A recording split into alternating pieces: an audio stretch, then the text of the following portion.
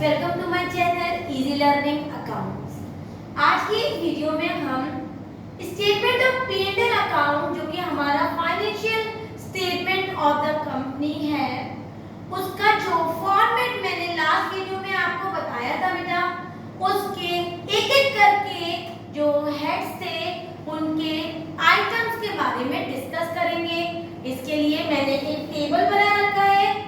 अगर कभी कभी एग्जाम में क्या होता है कि बैलेंस शीट के हेड सब हेड ना पूछते हुए वो स्टेटमेंट ऑफ P&L अकाउंट के हेड पूछ लेते हैं, रेवेन्यू हेड्स या फिर कॉस्ट या फिर एक्सपेंसेस कि इस आइटम में कौन सा वाला एक्सपेंस आएगा या इस वाले आइटम में कौन सा वाला रेवेन्यू आएगा।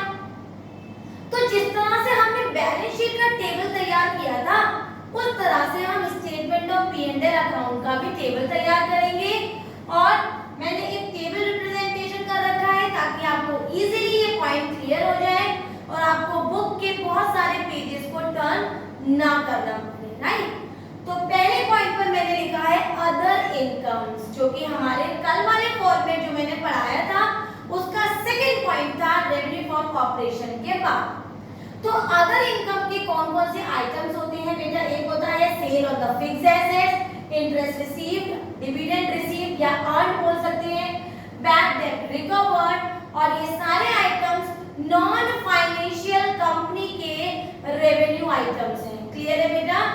नेक्स्ट पॉइंट हमारा रेवेन्यू फ्रॉम ऑपरेशन, जो कि हमारा पहला पॉइंट था स्टेटमेंट ऑफ P&L अकाउंट के। बेटा मैं एक बात क्लियर कर दूं, अगर आपने मेरा लास्ट वीडियो नंबर 100 नहीं देखा है तो पहले आप मेरा वो वाला वीडियो देखिए, तभी आपको आज का वीडियो समझ में आएगा। क्लियर है? रेवेन्यू फ्रॉम ऑपरेशन का दूसरा नाम हमने पढ़ा था, इसको नेट सेल कहते हैं, जो कि सेल में से सेल्स रिटर्न को माइनस करके निकाला जाता है। इसके जो आइटम्स होते हैं वो होते हैं sale and sale of scrap in case of non financial company. Revenue items हैं sale and sale of scrap. लेकिन अगर कंपनी फाइनेंशियल कंपनी है तो बेटा रेवेन्यू में आ जाएगा हमारा इंटरेस्ट और डिविडेंड और वो सारे आइटम जो हमने यहाँ पर अपने इनकम अदर इनकम्स में पढ़े थे, तो इसका रेसिप्रोकल हो जाएगा, चेंज हो जाएगा। तो याद रखना, आइडेंटिफाई कर लेना कि क्वेश्चन में फाइनेंशियल कंपनी दे रखा है या नॉन फाइनेंशियल कंपनी। क्लियर है? नेक्स्ट पढ़ते हैं। अगर मैं फॉर्मेट को याद दिलाऊं तो उसके बाद थर्ड पॉइंट पे हमने लिखा था टोटल रेवेन्यू और हमने उसमें डबल लाइन से क्लोजिंग की थी और बताया था कि 1 2 3 पॉइंट पर हमने सारी इनकम्स को ऐड कर लिया। ठीक है, फिर फोर्थ पॉइंट पे हमारा जो हेडिंग शुरू हुई थी वो थी एक्सपेंसेस। मैंने कुछ एक्सपेंसेस लिख रखी हैं जिसकी आइटम्स मैं आपको बताऊंगी। कॉस्ट ऑफ मटेरियल कंज्यूम का कोई आइटम नहीं लिखा, मैंने इसका फॉर्मूला बताया है आपको, कल भी बताया था। Opening stock plus purchase minus closing stock, यहाँ पर आई से मतलब है opening inventory plus purchase minus closing inventory, right. Employee benefit expenses, तो इसके मैंने आइटम लिखे हुए हैं wages, bonus, leave encashment, staff welfare expenses, employee compensation expenses, gratuity paid and medical expenses. वो सारे एक्सपेंसेस जो एम्प्लॉइज वर्कर्स के बेनिफिट के लिए होते हैं, जो कंपनी पे करता है, एक्सपेंस करता है, उसको कहते हैं एम्प्लॉय बेनिफिट एक्सपेंसेस। आगे बढ़ते हैं फाइनेंस कॉस्ट। फाइनेंस कॉस्ट बहुत इंपॉर्टेंट पॉइंट है, कई बार इसका आइटम एग्जाम में आ जाता है।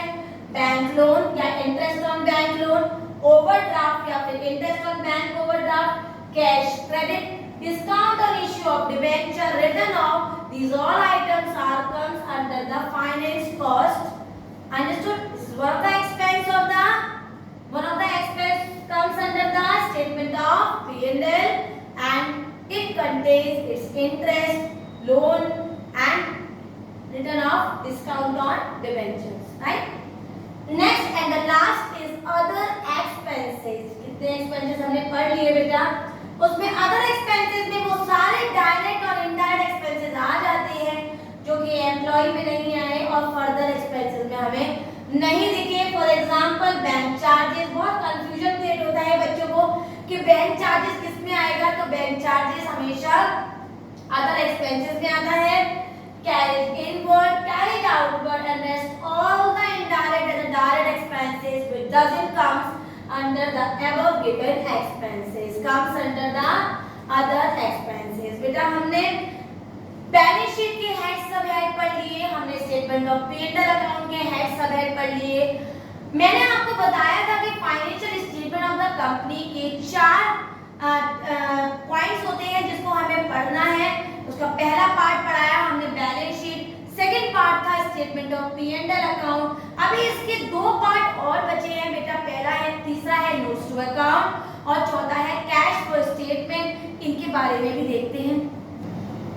Notes to account, notes to account basically अगर आपको याद हो बेटा तो हम क्लास 11th में या पार्टनरशिप की बुक में कितनी सारी हमें कैलकुलेशन दी होती है, जैसे आप गुडविल निकालो या कई ऐसी हिडन गुडविल निकालो, है ना, new ratio, sacrificing ratio, many things are given and the calculation which we do under working notes, right।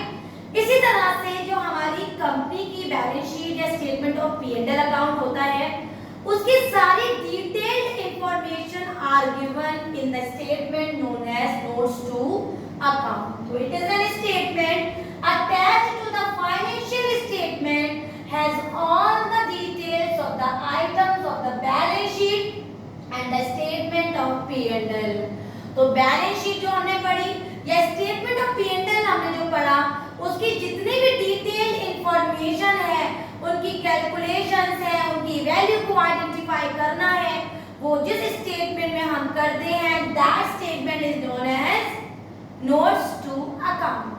और फोर्थ पॉइंट है हमारा कैश फ्लो स्टेटमेंट। इसका तो पूरा बड़ा सा चैप्टर, सबसे लास्ट चैप्टर इस बुक का है, इसको फर्दर डिटेल में हम पढ़ेंगे, लेकिन अभी केवल इसकी मीनिंग तो पढ़ लेते हैं।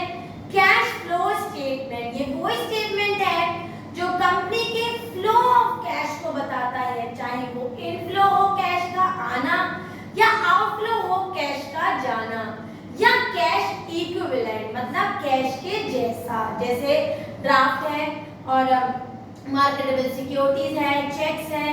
तो ये सारी इंफॉर्मेशन इस स्टेटमेंट में हमें मिलती है and that statement is known as cash flow statement. It is a statement showing the flow of cash and cash equivalent inflow and outflow in an accounting year, एक साल के अंदर का।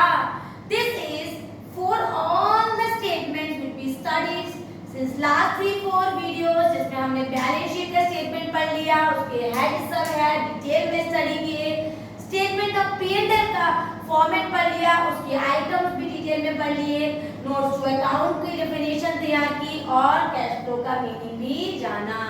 अब हमारे बहुत छोटे-छोटे से टॉपिक्स रह गए, जैसे objectives, limitations of financial statement of the company, तो उसको देख लेते हैं। Objectives of financial statement, financial statement का ऑब्जेक्टिव क्या होते हैं, उद्देश्य क्या है इसका, उसको हम पॉइंट्स में लिखे हुए हैं, उसको स्टडी करेंगे। To present a true and fair view of the business, business का ट्रू पोजीशन बताने के लिए। To provide the sufficient and reliable information, sufficient और रिलायबल मतलब हम उस पर बिलीव कर सकते हैं ऐसी इंफॉर्मेशन बताने का। किसको, टू द पार्टीज इंटरेस्टेड, जो पार्टीज वो इंफॉर्मेशन को यूज करना चाहती है या उसकी इंफॉर्मेशन को जानना चाहती है। Third point, to provide the financial data on economic resources of an organization, of an enterprise, organization भी बोल सकते हैं। फाइनेंशियल डेटा प्रोवाइड करना किस पे बेटा, on the economic resources.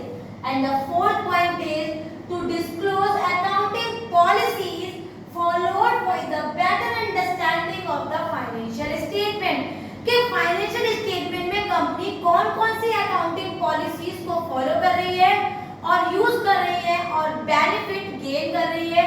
This information is also having one of the objective of financial statement.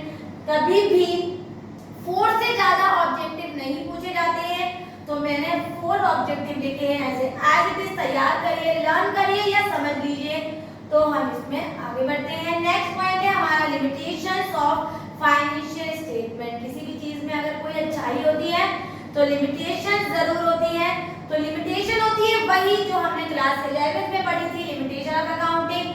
कहीं ना कहीं वही लिमिटेशन है बेटा, पहली है बेस्ड ऑन हिस्टोरिकल रिकॉर्ड्स। कहीं ना कहीं हमारी फाइनेंशियल स्टेटमेंट प्रीवियस ईयर के रिकॉर्ड्स पे बेस्ड होता है, तो ये इसकी बहुत बड़ी लिमिटेशन है। विंडो ड्रेसिंग मतलब काउंटर मैनिपुलेशन, काउंटर पे ही वैल्यूज का मैनिपुलेशन हो जाता है, तो ये भी एक इसका बहुत बड़ा लिमिटेशन है। इग्नोर्स क्वालिटी, अगर हम किसी की क्वालिटी की बात करें तो अकाउंट उसको कभी नहीं लेता, केवल क्वांटिटी को लेता है, तो it ignores quality. And the fourth is, हम जानते हैं कि बेटा बहुत सारी पार्टीज हमारी कंपनी में इन्वॉल्व होती है, तो सारी कंपनी की एक कंपनी की सारी पार्टीज की अगर मैं इंटरेस्ट की बात करूं तो सबका अलग अलग इंटरेस्ट होता है, तो कहीं ना कहीं हमारी कंपनी सबके इंटरेस्ट को इंडिविजुअली फुलफिल नहीं कर पाती है, तो it can not be meet the purpose of all the parties. तो हमने यहाँ पर इस चैप्टर में क्या क्या पढ़ा, फाइनेंशियल स्टेटमेंट क्या है, उसके फीचर्स पढ़ लिए, ऑब्जेक्टिव्स पढ़ लिए, लिमिटेशंस पढ़ लिए, कौन कौन से स्टेटमेंट इसमें इन्वॉल्व थे वो चारों स्टेटमेंट पढ़ लिए। एक बात याद रखना, कभी कोई आपसे पूछे कि कौन कौन सी पार्टीज इन्वॉल्व होती हैं, तो बेटा दो पार्टीज होती हैं, इंटरनल और एक्सटर्नल। यूजर्स भी कह सकते हैं बेटा, तो फाइनेंशियल स्टेटमेंट के कितने यूजर्स होते हैं, दो, एक होता है एक्सटर्नल यूजर और इंटरनल यूजर। इंटरनल यूजर में आ गए हमारे एम्प्लॉइज, वर्कर्स और हमारे मैनेजर्स, जो भी इंटरनली हमारे कंपनी में काम कर रहे हैं, और एक्सटर्नल यूजर्स में आ गए बेटा जैसे हमारे competitors, investors, banks, any financial institution comes under the external.